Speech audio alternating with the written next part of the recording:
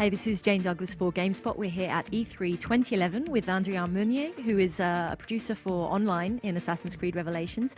Andrian, thanks for joining us. We've just had a demo, not so much multiplayer so far, but top-down view, what can you tell us about the multiplayer in Revelations? Well, we're building on what we had in Brotherhood. We brought multiplayer to Assassin's Creed on Brotherhood with strong gameplay. Now we're building on that with more features that would allow you to play your style of gameplay. So we're giving you a lot more customization and personalization of the experience and of the characters and the moves that you're going to be doing. Okay, so is it mechanically very different? How will it feel in comparison to Brotherhood's multiplayer? People that enjoyed the multiplayer in Brotherhood know that certain modes were a lot more popular than others. So we are keeping those modes that are really popular. We're keeping maps that are popular, and we're bringing back certain characters. So people shouldn't be too lost when they first get contact with the game. But we're adding a lot more features to basically have more strategy and allow you to, like I said, customize and really play like you want to play. For example, you will add playlists to the matchmaking. So when you are starting, you'll have a bit more of an idea of what type of play that you're going to be having, and you can choose what you're going to do. You're going to be able to customize your characters, but you'll also be able to choose how you kill your enemies.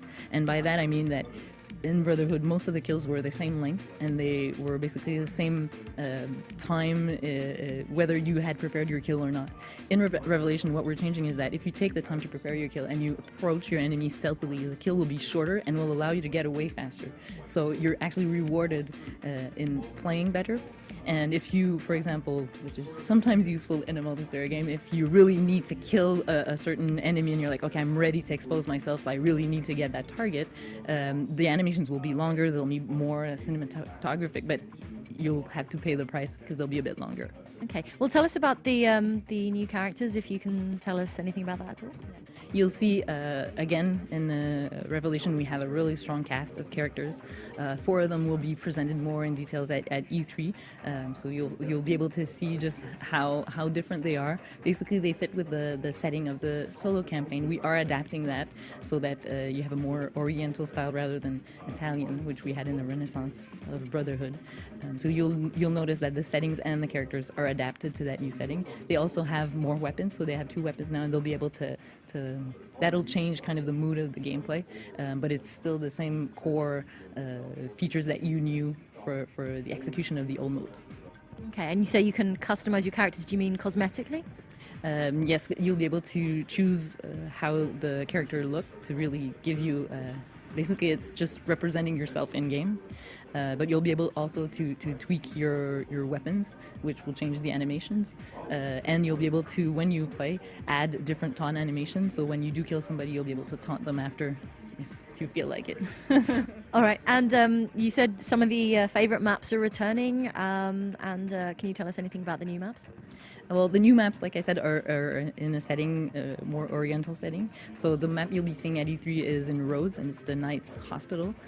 I can't give details about the other maps, but you can expect a whole new setting which will give you different types of gameplay.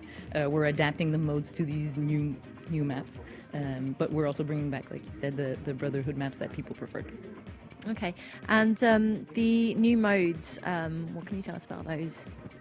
Well, I can't give details about the content of the modes. We'll be giving more info about all the evolution of Revelation this summer. But what we're doing in the development of these modes is making sure that we have a wider variety of game experience. So we're actually expanding what was available in Brotherhood, and we're also trying to have modes that will allow you to play around more and really kind of train yourself in being a better Templar. So that you'll be able to be better in the competition. So we're actually aiming at having modes that will allow you to kind of test things out and figure out what's your style.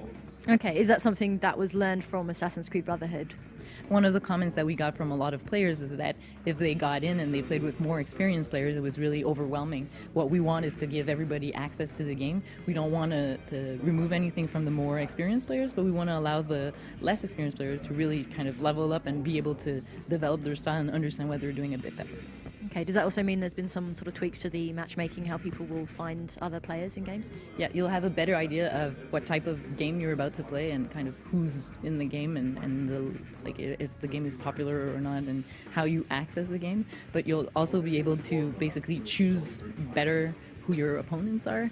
We're adding gamer cards, for example, in the game where you'll see what kind of style these people, your enemies, are using in the game. So it'll allow you to have a better edge. If you take the time to kind of investigate while the game is loading and figure out who your enemies are, you'll have a better strategy at attacking them. Okay. How about any of the fun little kind of kills from inside cover? You know, the haystack kind of kills. What should we be looking out for in that vein? Anything new? I can't go into details, but we're keeping all the cool moves that people liked, and we are adding variety. Obviously, changing weapons allows you to have more creativity on that side, and I can say that the team that's working on the animations doesn't lack any creativity, so you can expect to have a lot of fun with those moves again. Awesome. Okay, last of all, we've heard some stuff about the new mechanics in single player. Does any of that kind of spill over into multiplayer? Yes, what we're doing is we are keeping kind of a link between the solo and the multiplayer, even though narratively they don't have a link. You will be able to use the hook blade in the multiplayer, and we are bringing new abilities that will be reminiscent of the bomb crafting that you have in the solo. So you won't be able to craft anything in the multiplayer, but the effect of these new abilities will resemble effects that you have in the solo. So we are keeping a link while progressing in the story. Awesome. Okay, so will everyone have the hook blade in the multiplayer? Yes, you'll be able to play with it and have fun with it in the multiplayer. Awesome. So there'll be zip lines and everything in multiplayer. Well, I can't confirm the modes because if you've played the multiplayer, you know that the pacing is different than the solo. But we have creative uses for the hook blade too. Okay, that's very interesting. Thanks, Andrian, and we'll look forward to seeing more. Can you give us the release date and platforms, please? Yes, we're coming out on November 15th of this year, 2011, and we'll be on Xbox, PS3, and PC.